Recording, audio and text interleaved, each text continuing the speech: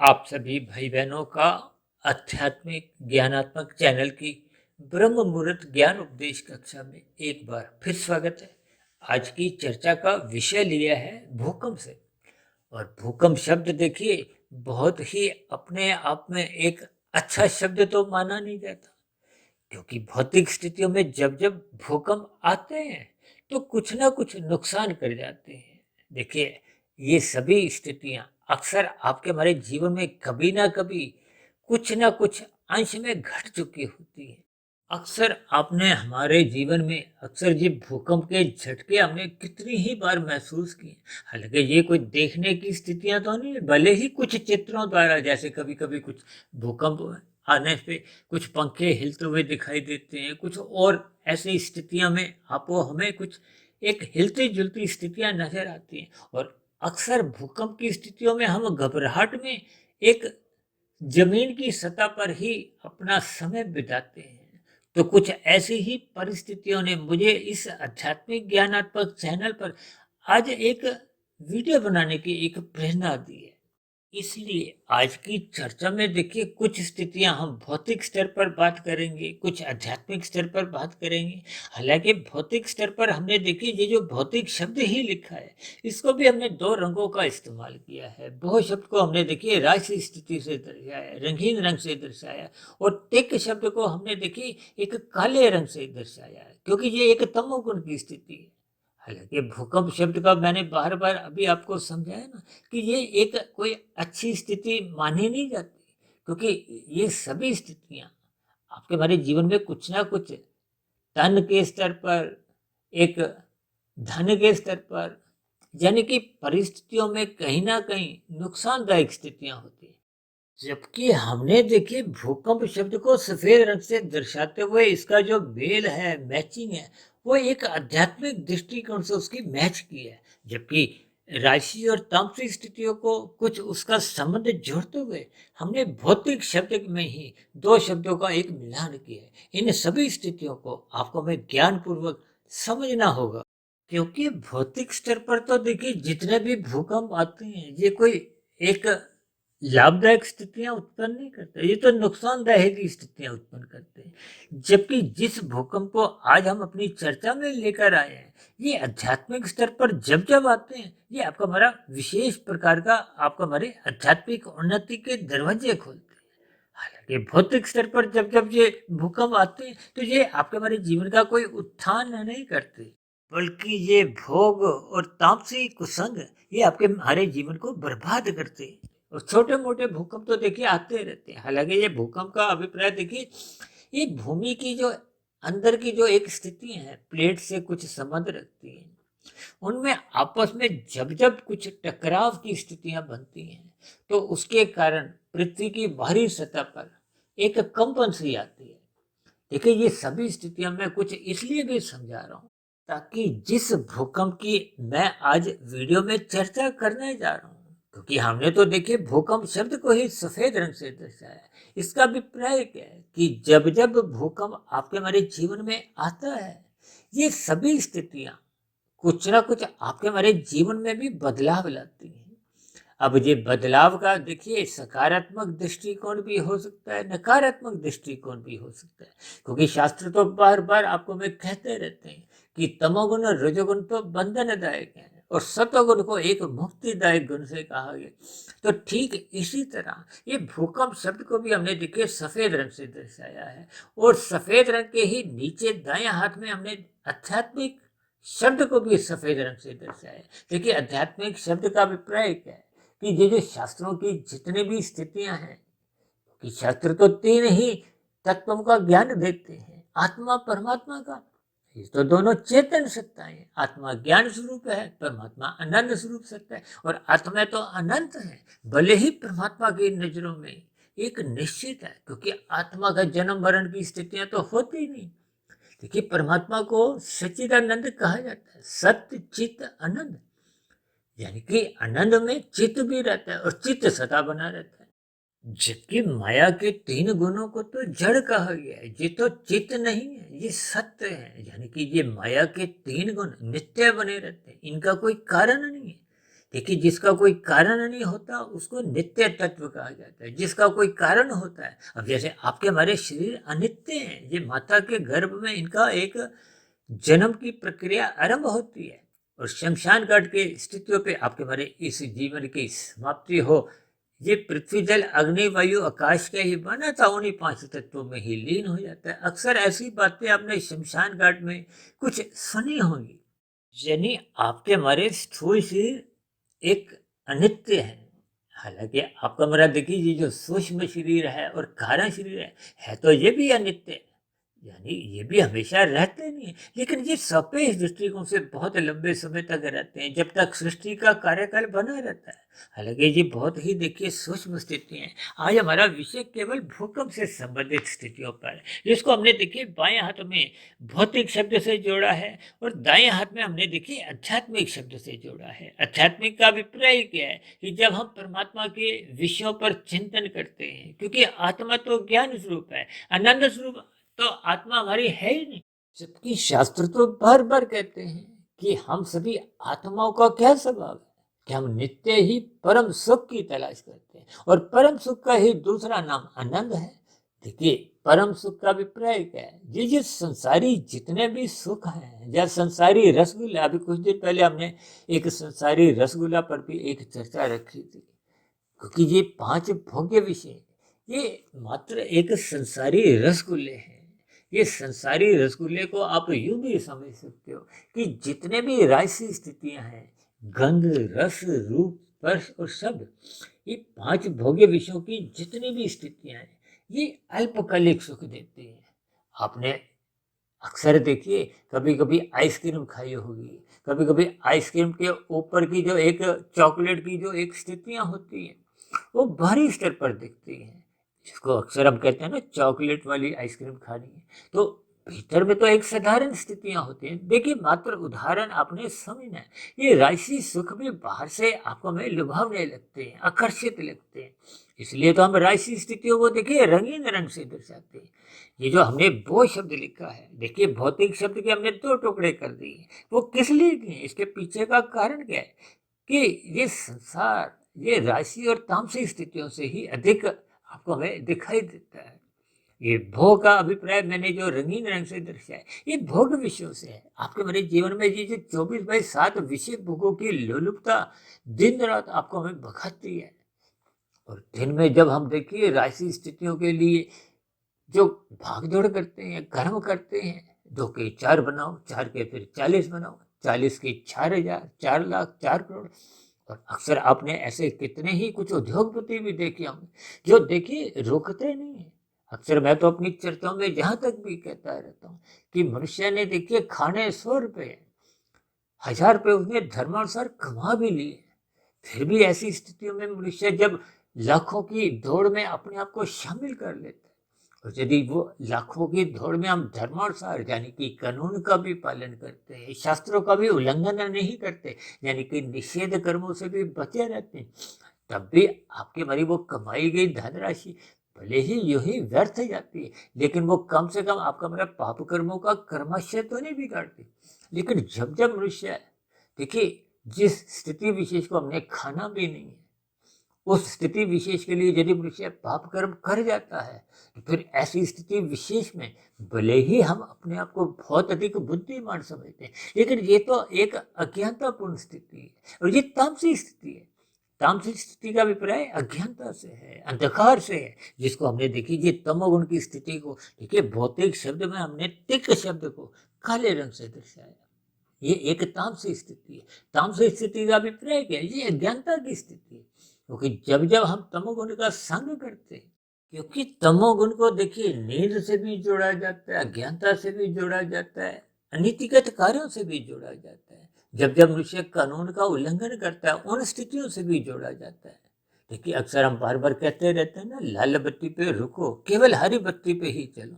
तो लाल बत्ती पे जब हम चलते हैं तो फिर हम तामसिक स्थितियों में गिर जाते हैं। अक्सर हम लाल बत्ती में देखिए लाल बत्ती को तमोगुण से जोड़ते हैं, हरी बत्ती को सत्वगुण से जोड़ते हैं और पीली बत्ती को रजोगुण से जोड़ते हैं। इनकी हमने बहुत अधिक वीडियो पहले ही प्रसारित किए। इनकी कुछ अलग अलग भावार्थ हैं, लेकिन जब तक हम शास्त्रों की बातों को ध्यानपूर्वक पढ़ते नहीं हैं, उनके अर्थों को समझते नहीं हैं और अर्थों पर शोध करते करते उनके भावार्थों तक हम नहीं पहुँचते, तब तक फिर शास्त्रों का जो क्रमबद्ध तरीके से जो मूल ज्ञान है वो आपको में समझ नहीं आता। देखिए वेदों का मूलभूत ज्ञान तो देखिए बहुत ही संक्षेप में एक समझाया गया है। सभी स्थितियों पर पहले ही शास्त्रों ने प्रकाश डाला है, इसलिए तो शास्त्रों को देखिए हम अपने मिले हुए जीवन की एक कुंजी से भी जोड़ते हैं।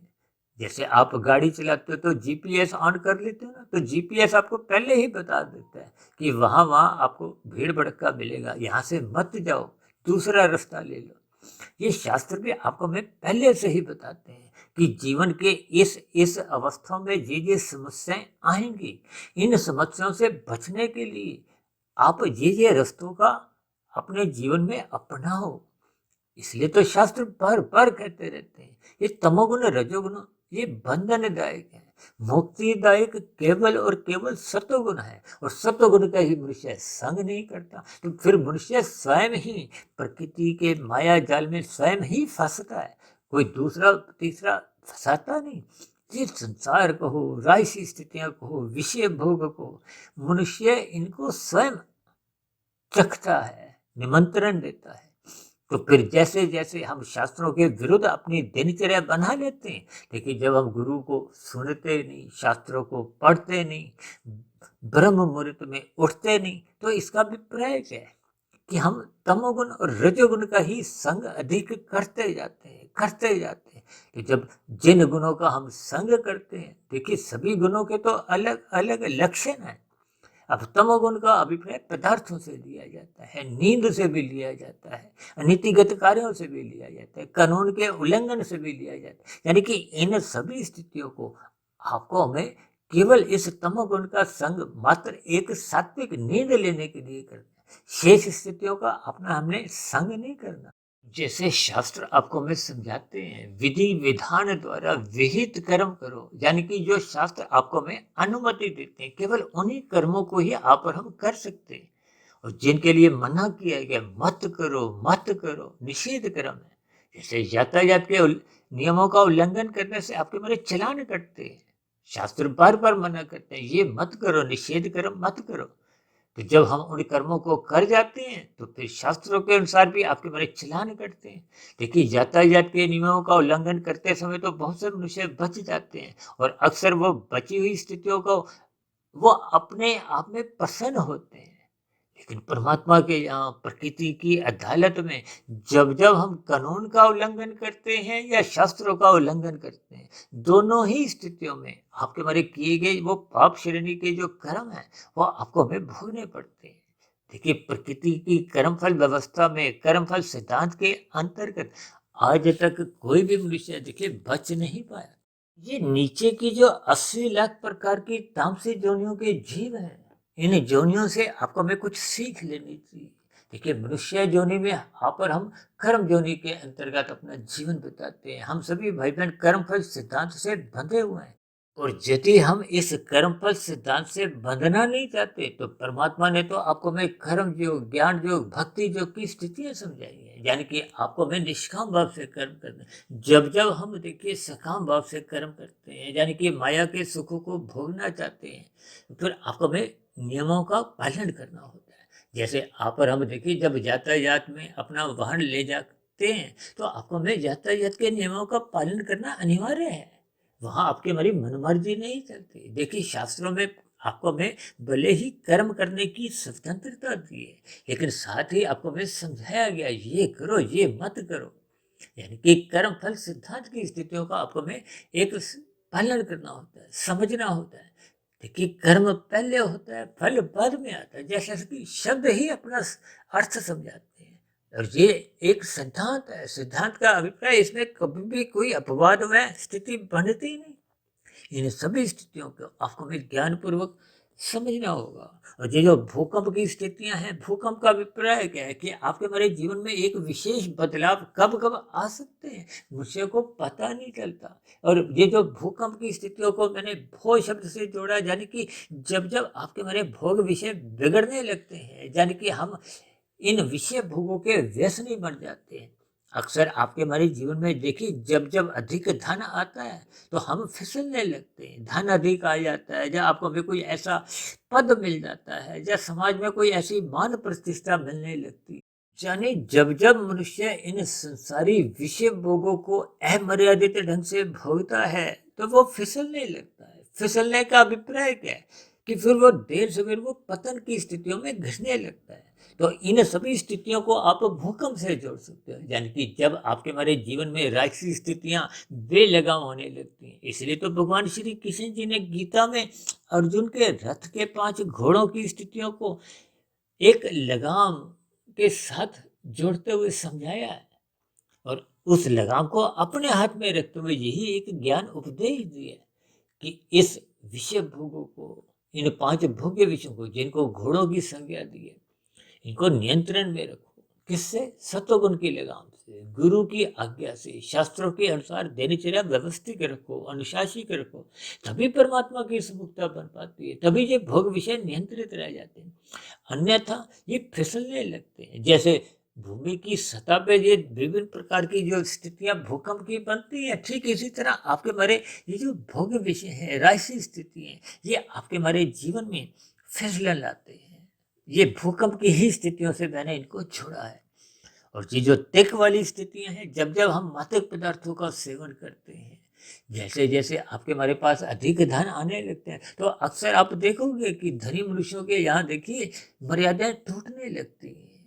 ये मर्यादाएं टूटने का अभिप्राय क्या है कि जब जब धर्म आपके हमारे जीवन में प्रथम स्थान से हटने लगता है, तो फिर ये अर्थ और काम एक बेलगाम होकर एक अपने मनमर्जी करते हैं। देखिए अक्सर आप देखोगे ना, जिन जिन मनुष्यों के पास अधिक धन आ जाता है तो फिर वो धर्म की मर्यादाएं कमजोर करने लगते हैं। आज समाज में देखिए अंग प्रदर्शन की स्थितियां कितनी ही भयानक होती जा रही हैं। फिल्मों में, विज्ञापन की स्थितियों में, फैशन की स्थितियों में कुछ ऐसा ही अंग प्रदर्शन की स्थितियां एक विशेष स्तर पर नीचे गिरती जा रही है, जिसके फलस्वरूप समाज में एक गलत संदेश जाता है, एक तामसी वातावरण बनता है। ये सभी स्थितियां आपके हमारे जीवन में धर्म की मर्यादाएं तोड़ने लगती हैं, हिलाने लगती हैं। जब जब धर्म की मर्यादाएं हिलने लगती हैं तो ये सभी अज्ञानता की स्थितियां, तामसी स्थितियां, देखिए दूध कीड़ा, मदपान, स्त्री संग, हिंसा और स्वर्ण अनीतिगत कार्यों से कमाएगा, इनको तो भागवत पुराण में ही एक तामसी स्थितियों से जोड़ा है। यानी कि ये सभी तामसी स्थितियां, राजसी स्थितियां जो जो आपके हमारे जीवन में एक बदलाव की स्थितियां लाती हैं, ये भूकंप की स्थितियां लाती हैं, आपको हमारा सत्वगुण कमजोर करने लगती हैं, परमात्मा से आपको हमें विमुख करने लगती हैं। तो ये सभी स्थितियां आपको हमें बांधती हैं। इन सभी बांधने वाली स्थितियों को, गिराने वाली स्थितियों को, अधोगति की स्थितियों को, फिसलन की स्थितियों को, इन्हीं को ही मैंने एक भूकंप की स्थितियों से, यानी कि भो शब्द को राशि स्थितियों से और तिक शब्द को हमने एक तामसी स्थितियों से दर्शाते हुए उस भूकंप की स्थितियों से पहले ही आपको हमें एक सावधान रहना चाहिए, ताकि आपके हमारे जीवन में ये भौतिक भूकंप आपके हमारे जीवन को गिरावट में ना जाने दें। और ये जो आध्यात्मिक स्थिति है, क्योंकि आध्यात्मिक शब्द को हमने देखिए सफेद रंग से दर्शाया है, क्योंकि मनुष्य जोनी साधना करने के लिए मिली है। जब जब हम श्रद्धापूर्वक सत्संग करने लगते हैं, उस किए गए सत्संग का लाभ उठाते हुए फिर ब्रह्म मुहूर्त में उठने लगते हैं, ब्रह्म मुहूर्त में उठकर वो किए गए सत्संग का हम चिंतन करते हैं, मनन करते हैं, अपने मनुष्य जीवन के स्थिति पर विचार करते हैं, क्योंकि मनुष्य जोनि तो परमात्मा का दिया हुआ एक उपहार है। ये उपहार का आपको हमें सदुपयोग करना है। सदुपयोग करने का अभिप्राय आपको हमारे जीवन में आध्यात्मिक उन्नति के दरवाजे खोलने हैं। ये सभी स्थितियां जब आपके हमारे जीवन में सात्विक परिवर्तन लाने लगती है, तो ये सात्विक परिवर्तन आना, ये एक भूकंप की स्थिति का एक सात्विक स्थिति है। यानी कि आपके हमारे जीवन में जब परमात्मा की ओर चलने की एक स्थितियां बनने लगती हैं, तो ये भूकंप को जो सफेद रंग की स्थिति है, इस स्थिति विशेष में आपकी हमारी आध्यात्मिक उन्नति के दरवाजे खुलने लगते हैं। आपकी हमारी दिनचर्या एक सात्विक बन जाती है। सात्विक दिनचर्या रहने से आपका हमारा जीवन एक अनुशासित रहता है, तो फिर भौतिक स्थितियों से सहज ही हम बचे रहते हैं। भौतिक लोगों से भी आपका हमारा उठना बैठना कोई एक मर्यादित स्थिति में ही रहता है।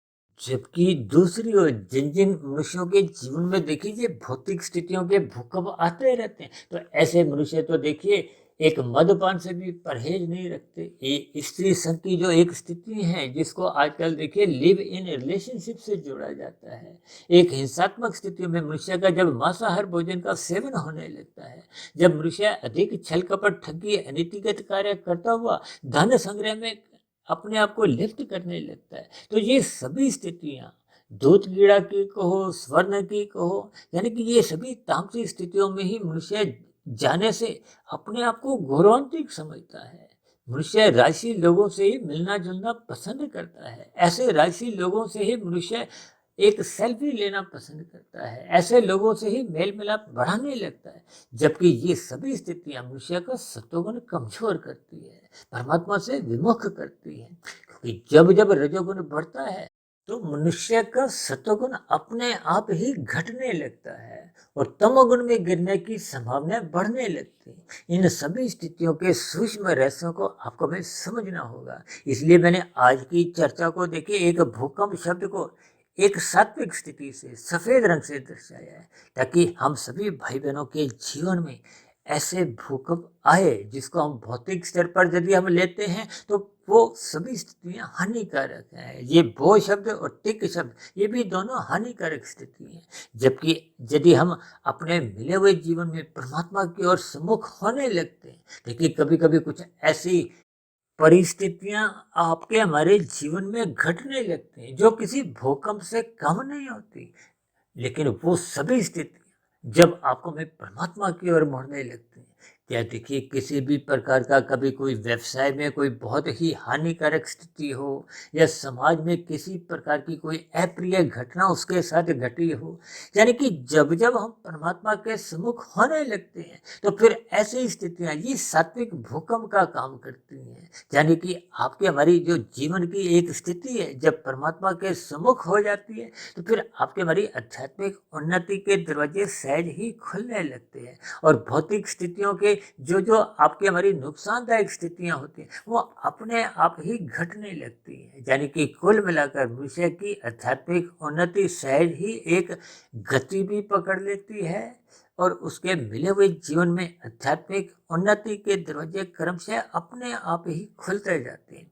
यानी कि ये सभी स्थितियों के आपको मैं भावार्थ समझते हुए इन सात्विक भूकंपों का सदा ही हृदय के स्तर पर स्वागत करना होगा। और इन सभी बुराइयों से बचने के लिए ये जो भौतिक स्थितियों का, राशि और तामसिक स्थितियों का, यानी राजसिक स्थितियों का अभिप्राय अमर्यादित विषय भोगों से है और तामसिक स्थितियों का अभिप्राय कुसंग से है, नीतिगत कार्यों से है। इन सभी बुराइयों से अपने आप को हमें बचाना होगा, तभी आपके हमारे जीवन में आध्यात्मिक उन्नति एक सहज ही गति पकड़ने लगती है। तो ऐसी सभी सकारात्मक शुभ स्थितियां हम सभी भाई बहनों के जीवन में भी निरंतर बनना आरंभ हो, ताकि हम सभी भाई बहनों का मिला हुआ जीवन सफल हो, सार्थक हो। ऐसी सभी शुभ स्थितियां हम सभी भाई बहनों के जीवन में भी निरंतर बनते जाएं। यानी कि ऐसे सभी आध्यात्मिक भूकंपों का आपको मैं स्वागत करना चाहिए। और इन सभी स्थितियों से जुड़ने के लिए ये जो भौतिक स्थितियां जो आपके हमारे जीवन में एक हानिकारक स्थितियां हैं, जो आपको में बांधती हैं या आपका मरी एक अधोगति की स्थितियां उत्पन्न करती हैं, ऐसे सभी भूकंप की स्थितियों से आपको में बचना होगा। कुल मिलाकर आज की चर्चा को आपको में सकारात्मक दृष्टिकोण से इस पर चिंतन करना चाहिए और इन शब्दों के भावार्थ को यथार्थ रूप में समझते हुए आज की वीडियो तक ही आपने हमने एक सीमित रखने हैं। अन्यथा ये भूकंप की स्थितियों का यदि आप पर हम गलत अर्थों में लेते हैं, तो फिर आज की बनी हुई वीडियो से आपको हमें कोई सकारात्मक शिक्षा, संदेश या ज्ञान नहीं मिल सकता। तो इसलिए मेरी आप सभी भाई बहनों से विनती है, इन सात्विक वीडियो को सुनते समय चित्र पर भी निगाह बनाए रखें और वीडियो को आरंभ से अंत तक एकांत भाव से एकाग्रचित होकर ही सुने, ताकि वीडियो विशेष का पूर्ण ज्ञान लाभ आपके हमारे जीवन में ज्ञान का दीपक जलाए, ताकि परमात्मा की एक सम्मुखता सहज ही आपके हमारे मन बुद्धि के स्तर पर जगने लगे, ताकि आपका हमारा मिला हुआ जीवन परमात्मा की ओर सहज ही चलने लगे। तो ऐसी सभी शुभ स्थितियां हम सभी भाई बहनों के जीवन में भी बनना आरंभ हो। इन्हीं शुभ कामनाओं के साथ आज की चर्चा विशेष को अब यहीं विश्राम देते हैं। शाम को फिर मिलते हैं संध्या बेला ज्ञान कक्षा में। तब तक आप अपने आध्यात्मिक मित्र सुधीर भाटिया फकीर को इजाजत दें। फिर भी वीडियो संबंधित आपके मन में किसी प्रकार का कोई प्रश्न उठ रहा हो, कोई मेरी ही कही गई बातों पर आपको किसी प्रकार की कोई आपत्ति हो, शिकायत हो, या मेरी कही गई बातें आज की वीडियो की आपको सही सही समझ नहीं आई हो, तो आपके प्रश्नों का, आपके सुझावों का और आपकी सभी शिकायतों का नीचे दिए गए कमेंट्स बॉक्स पर सदा ही स्वागत है। चर्चा विशेष को ध्यानपूर्वक सुनने के लिए आप सभी भाई बहनों का बहुत बहुत धन्यवाद।